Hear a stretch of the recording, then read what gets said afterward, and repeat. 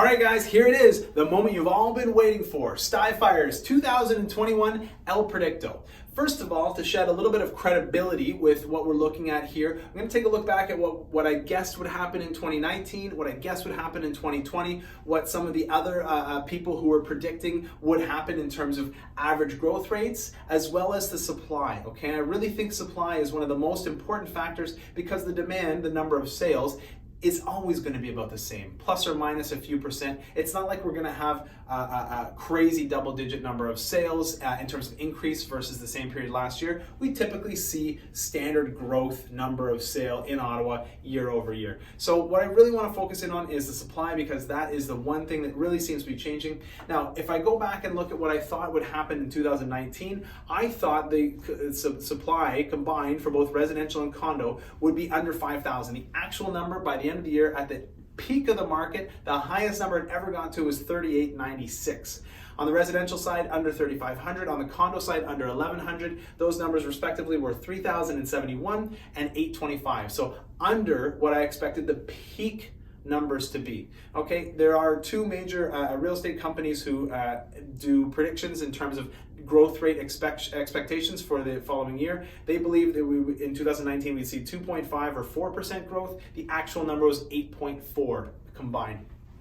I break it down and I look at what happens in residential and in condo. I believe that in residential we'd see between 6 and 8% growth, as well as in condo we'd see between 4 and 6%. The reality was we saw 8.9% growth on the residential side and 9.3% growth on the condo side. So even higher numbers than I predicted, but almost double higher numbers than were predicted by the other major real estate players.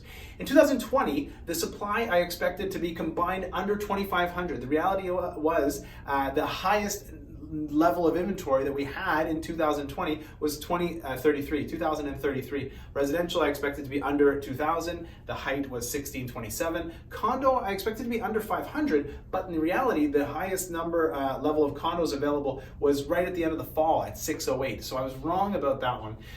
The two major real estate companies in the city predicted a 4% or a 6.5% growth in terms of prices in Ottawa in 2020. Of course, the reality, we all heard this story, 19.9%, 20% growth rate in 2020.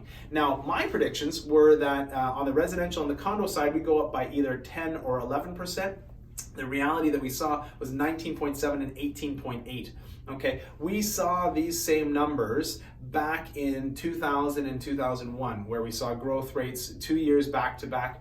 We didn't get a third year, but I believe that this year is going to be much different. Before we get into what my predictions are, we need to talk a little bit about economic and political influences, because that plays into it, of course. Now, we couldn't talk about what's going on right now without at least briefly mentioning the fact that we are in the middle of a global pandemic. I think everybody was expecting something completely different to happen, and it hasn't. Okay, our market sat for about 2 months during that first lockdown when people were trying to figure out what they were doing, and then had a springboard effect for the rest of the year where we just saw prices go crazy. Okay, now we're in the middle of, or just coming out of, the second lockdown, and it's not having the same effect. Okay, the market is not slowing down. It hasn't stopped. The number of sales is not half of what we were expecting to see. We're selling more properties now. So obviously in Ottawa, we've transitioned and understood how it is that we need to buy and sell houses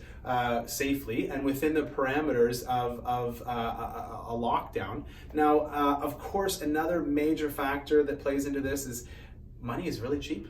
Okay, your interest rates are historically low. You can buy a house that's $100,000 more than you have right now, and because the interest rates are so low, your mortgage payments, if you've got a mortgage that's 3 years old, will actually be $100 less a month.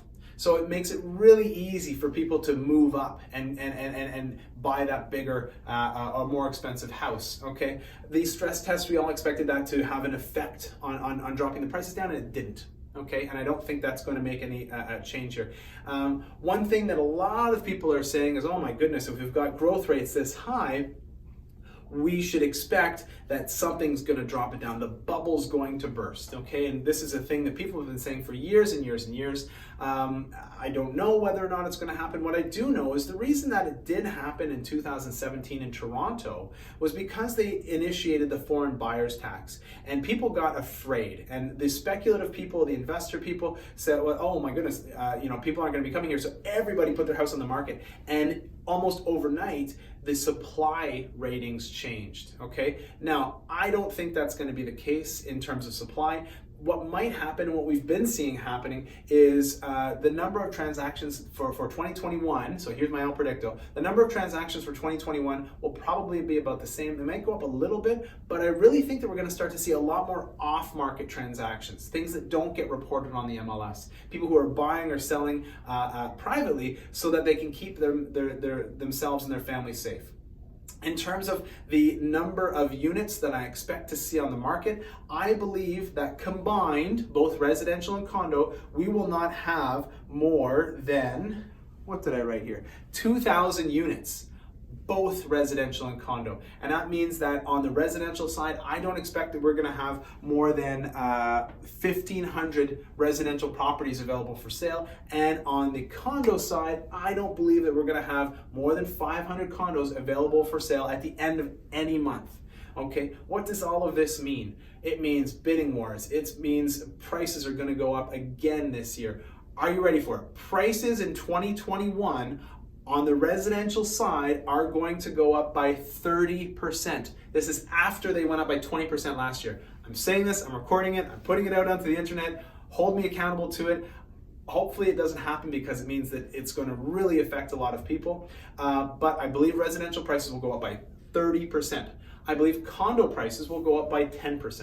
And the reason is the residential houses that are selling are the big houses. People want more land, people want more space, people want space for a pool. All of these lead towards the more expensive houses selling with higher bidding wars, okay? And the more expensive houses will further drive the price up. 2 or 3 years ago, the townhouses, 2 years ago, they were 400,000. Last year, they're 500,000. This year, they're 600,000 for a townhouse. Well, the 4-story house, the 4-bedroom, 2-story houses didn't have that same bump, okay? They still stayed at around the $750-ish price mark. What seems to be happening now is those $750,000 houses are now worth $950,000 or $1 million.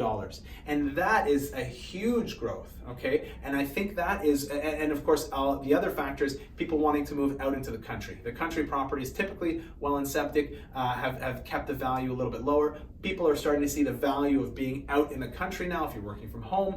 Give me more space outside, give me more space inside, and those values are jumping up drastically as well. And I think all of that is a perfect storm for the reason why the residential properties will go up by approximately 30%. And with them, and residential accounts for about 75% of our overall market in Ottawa, with those increases on the residential side, they will pull along with them the increase in value on the condo side. So I expect that condos will go up by approximately 10% this year.